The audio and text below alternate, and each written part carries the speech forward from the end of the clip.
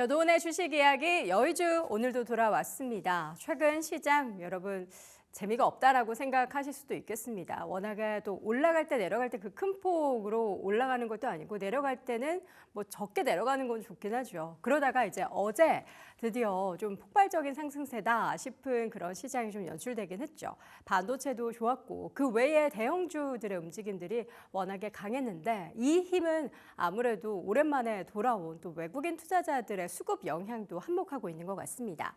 외국인의 K증시 귀환 너무 또 치켜 세워줬나요?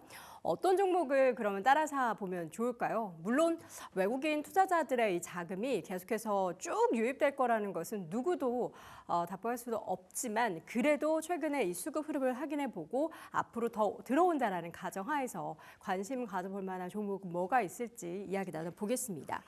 K증시에 대한 매력을 다시 느낀 걸까요? 보시죠. 외국인 투자자들이 연초 이후에 연속적으로 막 5거래 연속 이렇게 샀던 게 정말 오랜만이다라고 합니다.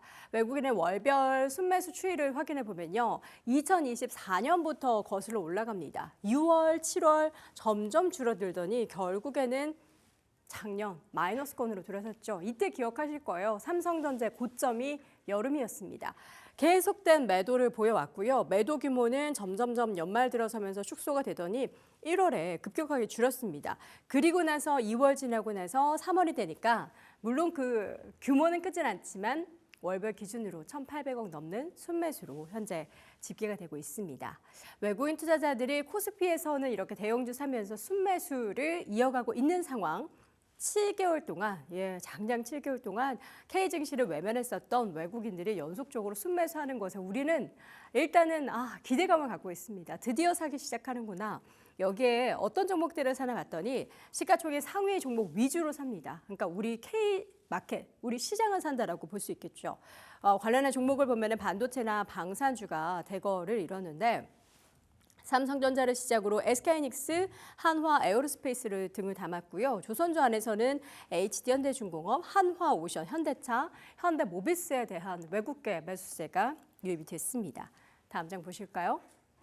외국인의 사실 순매수 지속 여부는 미지수죠. 이러다가 또 나갈 수도 있어요. 알 수가 없는 거죠.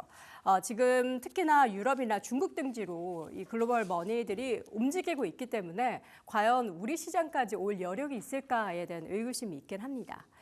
K증시까지 닿을지가 아직까지는 이제 유입된 지 얼마 안 됐기 때문에 의문을 가질 수밖에 없는데 우리나라는 게다가 여기에 아직까지 정치적인 불확실성도 있고 오늘 아침에 자동차 25%, 의약품 이런 관세 얘기가 나오고 있기 때문에 관세 관련한 정책도 여전히 불안감으로 작용하고 있습니다.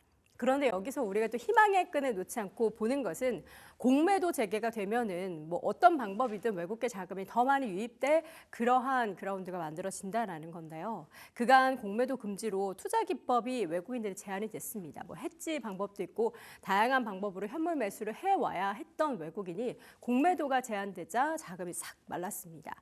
외국인의 컴백 최소한의 조건이 지금 마련됐다라고 하는데요. 최근에 한국 증시의 보유율이 40%대에서 31%대까지 떨어졌기 때문에 그냥 절대적으로 산수만 하더라도 다시 40%를 채우자면 9% 정도 더 살 수 있다라는 것을 기대해 볼 수가 있겠습니다. 다음 장 보시죠. 삼성전자에 대한 외국계 매수세 최근에 많이 유입되고 있다는 거 앞서서도 말씀드렸죠. 8개월 만에 매수세를 보이고 있는데 과연 변수는 없는 걸까요? 늘 변수는 있긴 합니다. 외국인은 삼성전자에 대한 매수세 추이를 보도록 하겠습니다. 4조 넘게 팔았던 외국인입니다. 최근에까지도 한 1조 가까이 팔았다가 매수를 확 들어서더니 1조 넘게 삽니다. 삼성전자를 산다라고도 볼 수 있겠고요. 우리 K증시를 산다라고도 볼 수 있는데 글로벌 투자자들이 삼성전자를 폭풍 매수 중이다라는 거 저의 평가는 아니고요. 헤드라인이 이렇게 나오고 있더라고요. 폭풍 매수. 저 정도 가지고 폭풍 매수라고 볼 수 있는지 모르겠지만 어쨌든 1조 넘게 사고 있습니다. 3월에 이렇게 순매수로 전환된 부분에 있어서 우리는 또 기대감을 갖게 되는데 전체적으로 반도체만 보더라도 2분기에 대한 업황 개선 얘기가 나오고 있기 때문에 여기에 대한 기대감을 반영한 수급이다라는 평가. 더욱이 또 홍콩 지수가 하락하면서 그 대안으로 우리나라가 선택이 되는 겁니다. 그래서 신흥국 내에서도 자금 이동이 발생하는데 그게 우리나라로 유입된다라는 분석도 있습니다.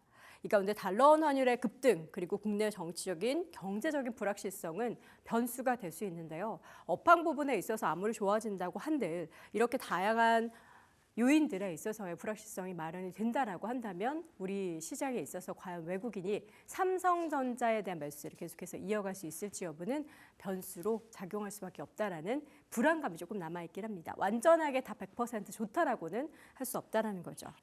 자, 국내 증시로 귀환한 외국인 투자자들이 지금 이렇게 유입된다면 금융투자 관련한 지주사 종목들도 관심을 가져볼 법하다라는 이야기도 나오고 있는데요.